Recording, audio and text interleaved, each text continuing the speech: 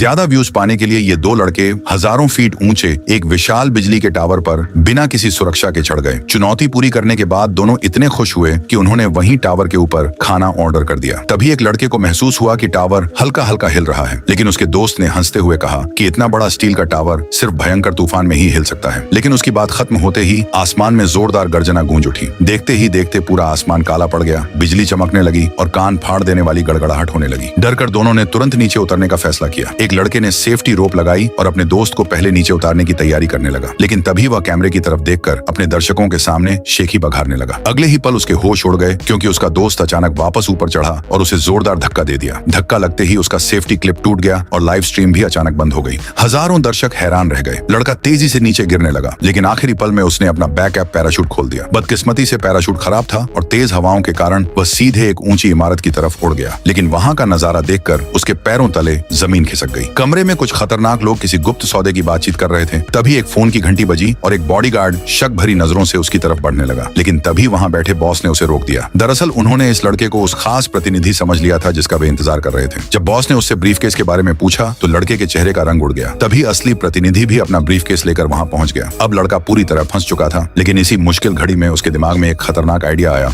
और उसने दोनों गैंग के बॉसों को यकीन दिलाने की कोशिश शुरू कर दी कि असली मास्टरमाइंड वही है।